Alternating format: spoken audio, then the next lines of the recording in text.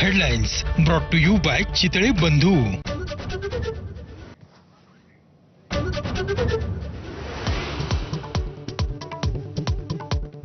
ठाकरेंच्या विजयी मेळाव्याचा नवा टीजर प्रसिद्ध. उद्या मुंबईमधल्या वरळी डोममध्ये विजयी मेळावा.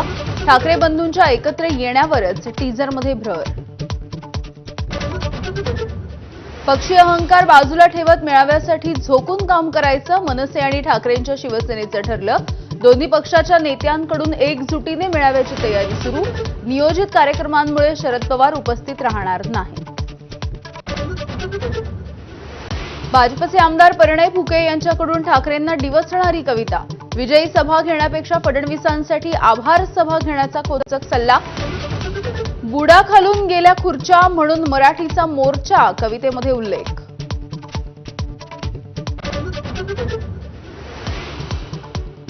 मुंबईतील एसबीआय मुख्यालयाच्या बाहेर बच्चू कडू यांच्या प्रहार संघटनेचं आंदोलन. शेतकरी कर्जमाफीच्या मुद्द्यावरून कार्यकर्ते आक्रमक. पोलिसांकडून आंदोलकांची धरपकड.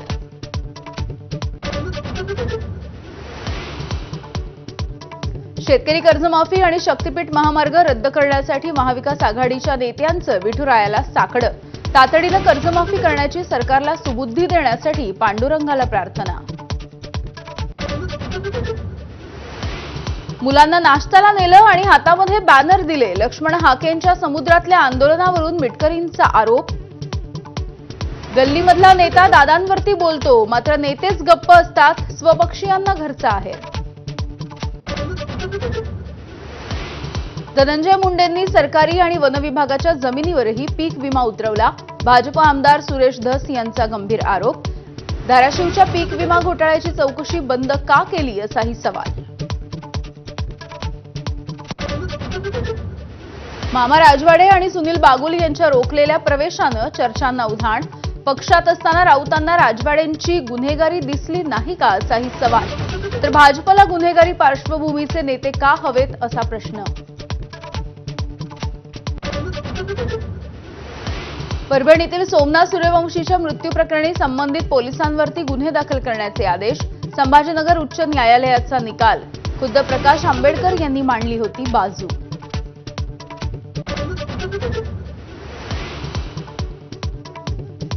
लाडकी बहिणी योजनेसाठी दर महिना 410 कोटींचा निधी देत असल्याची मंत्री संजय शिरसाट यांची माहिती.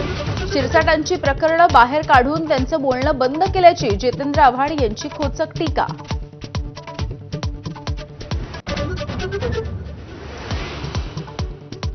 लक्षवेधीच्या वेळेला पणन मंत्री जयकुमार रावल हे स्वतःच विधानसभेमध्ये उपस्थित नसल्यानं संजय शिरसाट आणि कृष्णा खोपडेंनी व्यक्त केली नाराजी. सकाळी लवकर उठून आलो मात्र मंत्रीच गैरहजर असल्यानं व्यक्त केली खंत. भाजप आमदार विक्रम पाचपुतेंचा सरकारला घरचा आहेर. गुटख्याच्या संदर्भात एफडीएची अवस्था मी नाही त्यातली, कडी लावा आतली अशी झाल्याचं वक्तव्य. तर मनुष्यबळाच्या अभावी कारवाईमध्ये त्रुटी असल्याची मंत्री झिरवाळ यांची कबुली. स्वराज्य टिकवण्यासाठीचा संघर्ष म्हणजे ऑपरेशन सिंदूर. थोरले बाजीराव पेशव्यांच्या पुतळ्याच्या अनावरणाच्या सोहळ्यामध्ये शहांचं विधान.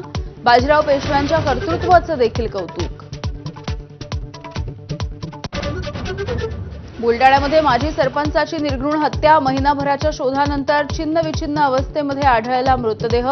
जुन्या प्लॉटिंगच्या वादामधून हत्या केल्याचा संशय.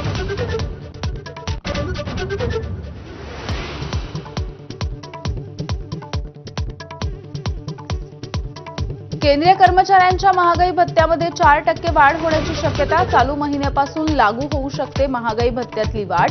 वाढ झाल्यास महागाई भत्ता 55%वरून 59%वर जाणार.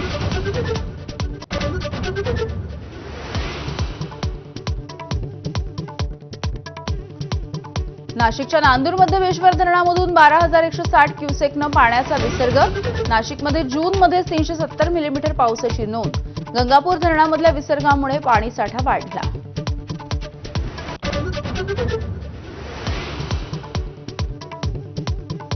आणि बिहारच्या निवडणुकीमध्ये काँग्रेस 5 लाख महिलांना वाटणार राहुल गांधींचे फोटो असलेले सॅनिटरी नॅपकिन. महिलांना लाडकी बहीणसारख्या योजनेमधून देणार महिन्याला 2,500 रुपये.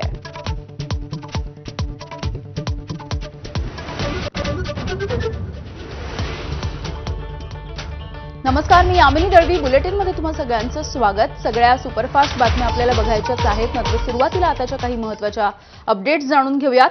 प्रसिद्ध व्यावसायिक आणि केडिओनॉमिक्सचे संस्थापक सुशील